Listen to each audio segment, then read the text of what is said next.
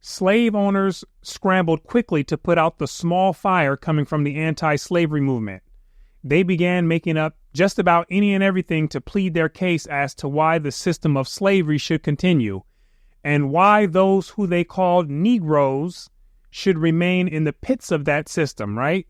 You'll be surprised to hear what they said, but then again, we shouldn't be too surprised, being that there was a lot of money and a lot of power at stake, and humans are willing to do just about anything to keep control of their possessions, right? And that includes lying, stealing, killing, and enslaving, right? So let's talk about it. And so let's go into the book right here, Race in North America by Dr. Audrey Smedley, and we're going to go in here and get an overview on some of the pro-slavery talking points, right? So let's turn to page 200, where she writes this. Larry Tice, 1987, notes that little was written or published in defense of slavery until the latter part of the 18th century, and each spate of pro-slavery writings thereafter was in response to an upsurge of anti-slavery activities. Now, why was there little written or published to defend slavery prior to the latter part of the 18th century? One reason is because up until that point, slavery was largely seen as an acceptable institution. So there wasn't much to defend, right? When hardly anyone was opposing it. But when opposition began to sprout, then they had to respond. Toward the end of that century, white slave owners and proponents of slavery were caught in a quandary, with slaves in even greater demand for cotton production, yet increasingly feared and hated because of their frequent refusals to accept their degraded circumstances. The visceral reaction of slave owners was to increase discipline and control. In this context, the anti-slavery movement simultaneously forced slave owners and those who benefited from slavery to strengthen arguments to protect and preserve the system. Let's get to it. In the wake of such fervor, there appeared progressively a more virulent mythicizing in popular literature of a creature called the Negro. This is taking people and putting them in a group called Negroes and then exaggerating depictions of them. And you can notice here that she has the term the Negro in quotation marks, which is to let us know that this Negro thing was something that they constructed, right? That's what I infer from this. So we have the people, and in addition to that, we have a name. Now the only thing that's missing is to introduce a narrative about them and give them a reputation, right? And here's the first part of that. Some pro-slavery proponents turned again to the story of Noah and the curse placed on Ham's descendants through Canaan. Here we go. Updating an older 6th century interpretation of the Old Testament, they proclaimed that black slavery was merely the implementation of God's ordained punishment for Ham's transgressions on the ark. What happened in the Noah's Ark myth? Noah got drunk off drink and was naked inside of his tent, and his son Ham came over to the tent and saw Noah's nakedness. Then Ham went back over to tell his brothers Shem and Japheth, who went back over to the tent to cover up their father's nakedness without seeing him naked. And when Noah awoke from his slumber and he found out what Ham had done, he cursed Ham's son, saying, "Cursed be Canaan, a servant of servants shall he be unto his brethren." And so what the whites did is they took that story and they tied it into the people that they called Negroes, right? In an attempt to forge this story as part of their reputation, right? Understand. Now let's keep reading. Who could argue with God's will or his plan for the different races?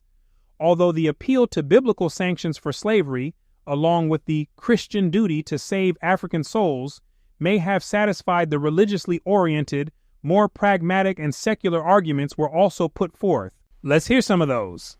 Slavery was essential for the Southern economy, but this argument had detractors even among some Southern economists who believed that cotton and other products could just as well be produced by free wage laborers. So that wasn't strong enough. Let's see if they can do better. The argument that appeared to make more practical sense was that slavery was a means of controlling a savage, ignorant, irrational, and potentially violent population and bringing to it the blessings of civilization. Now we're talking. That was the sweet spot for them. Indeed, their ancestors, it was believed, had been slaves in Africa, and they knew no other condition. This is what was built into the Negro's reputation. In the decades that followed independence, argues Tice, Americans backed away from the revolutionary and egalitarian ideals of Jefferson, John Adams, and James Madison. Some intellectuals formulated a subtle new argument that sanctified inequality and made Republican values consonant with slavery. Turning to history, especially Greek and Roman history, they argued that all great civilizations were built on slave labor, that inequality is normal and natural in humankind, just as it exists in nature, and that the possibility of justice and liberty for all is a myth. Led largely by New England-born clergymen, many Americans came to view abolitionism as a subversive and conspiratorial movement while extolling the benefits of conservatism and preserving the status quo. Just as they retreated from the liberating and humanitarian ideals of the Revolutionary era, many American social thinkers also turned away from the environmentalist explanations of the early Enlightenment and began to focus more on the inner qualities and character of the Negro as a way of explaining the predicament of slavery and the existence of white prejudice. Environmentalism dealt with the climate, geography, and external factors contributing to why groups think and behave the way they do. Dr. Smedley says that the pro-slavery intellectuals, they put that explanation to the side. They focused strictly on the inner qualities of who they called the Negro, right? Which, of course, they wanted to link with permanent natural tendencies. But let's keep going. Reflecting the long-standing English discomfort with differences, some whites in both the North and the South, perceiving the end of slavery, advocated the forced removal and colonization of all blacks in some distant territory, along with continued reservations for Indians. After they destroyed their mines for nearly 2 centuries, some of the whites began looking for places to relocate the blacks. And this is because they didn't want to have to deal with the after effects of what they and their ancestors helped produce. And they knew they had a problem on their hands if they freed them. But slave owners were understandably not enamored of the prospect of losing their laborers, and more rational people rejected such schemes because of the prohibitive cost to the federal government of resettling blacks in some as yet unknown territory. Liberia was one of those territories that became part of this plan, and a small group did eventually immigrate to that country, but she's saying that it cost way too much to ship all those people over there, and that's because it wasn't meant to be. Right? The cosmic hand had already separated a group of people from that continent to form a new consciousness in a new land, just like it has done with many other people in times past, right? And this is one of the deeper reasons as to why that plan didn't work. Let's keep going. When confronted with the impracticality, the logistics, and the cost of removing nearly 2 million unwilling black Americans to some unspecified land, advocates of removal backed down. They were blocked off financially because, like I said, it wasn't meant to be. Because if it was meant to be, then the funds would have been available to do so. Nevertheless, the colonization effort reflected the concerns of those who had come to believe that blacks represented a danger to the order, stability, and progress of white civilization. You see that? They were trying to relocate them. Destroy the mind, use them up, and then get rid of them, right? And the cosmic hand was against every piece of this. They were left right there in their hands to help fix the problem that they helped create.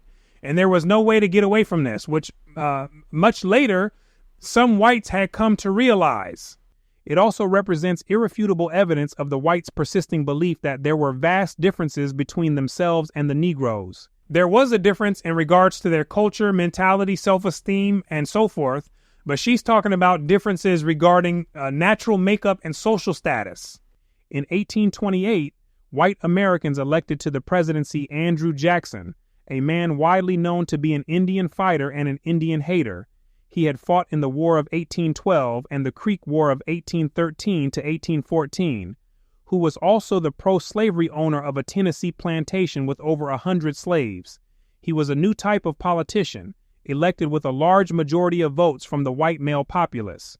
Most states had eliminated voting requirements tied to property ownership and taxes, and suffrage for white males was now almost universal. A humble Westerner, without aristocratic background or pretensions, who appealed to the masses, Jackson thus represented a democracy of the common man. The common white man is what this is referring to. And we have a special guest who's going to become part of this common man that Jackson appealed to, and we'll see as we continue going. During this era, Americans were described by European visitors as crude, unrefined, ambitious, aggressive, prudish, and vulgar materialists whose great passion was money. They had no respect for tradition, laws, learning, or intellectual accomplishments. Jackson was the ideal role model for this common man, inspiring a sense of identity and unity among them never seen before. His vice president was John Calhoun of South Carolina, one of America's most powerful defenders of slavery. During Jackson's presidency in the 1830s, conflict over slavery reached a crisis. Abolitionist pressure had forced Americans to confront the very real problem of what to do with the Negro after slavery. Colonizationist proposals began to evaporate as the lines between pro- and anti-slavery forces hardened. White Americans everywhere feared the consequence of huge numbers of black slaves being set free on American soil. Pay attention. Many who opposed slavery in principle could see no alternatives to maintaining the institution, and there ensued a massive eruption of writings in defense of slavery. The 1830s also saw the beginning of Irish immigration. Uh-oh, here they come. The wild Irish. Let's talk about it. Dirt-poor, illiterate, half-starved Irish farmers appeared in the East Coast cities with their families and began to compete for unskilled jobs with poor white Protestants and black Americans. Because of preferences for white workers, they soon supplanted the blacks in foundries, factories, and domestic services, in the trades, and as laborers on the canals and railroads. Hostilities among all three groups festered and became violent, leading to urban riots. Here it is. The Irish soon learned that, as poor as they were, the blacks were even worse off and had no political voice in the Jacksonian world, which the Irish came to support. It was not long before the Irish were acculturated to the racial worldview and took a pro-slavery stand to protect themselves from black competition. What does it mean to be acculturated? That means to take on the culture, behavior, and the beliefs of another group. Many of the Irish at one point, they didn't support slavery and the racial worldview. If we remember, the Irish were hiding in the thickets with the Negroes and they were planning escapes and revolts with them. But what happened? There was another group of Irish who came along and they didn't want to hide in the thickets with the Negroes any longer. They wanted to keep them in the pit, so they took up the pro-slavery stance. Let's keep going.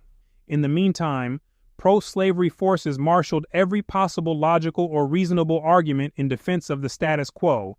Their arguments became even more extreme in the 1850s, although some historians have observed consistency in pro-slavery arguments from the 17th century on. One proposition assumed heightened significance in the 19th century. Let's find out what that was. In an age increasingly hearkening to the authority of science, the most powerful argument was that claiming the natural inferiority of the Negro, with all the malevolent implications of such a belief. That's the argument they felt was the stickiest and the easiest to defend. The inferiority concept is very powerful, and it's powerful because of the many implications that it conceals about whoever is reputed to be that, right? It's a very strong argument to make. And I can see why they would have chosen that as a primary position. It doesn't have anything to do with it being true, right? It has nothing to do with it being true.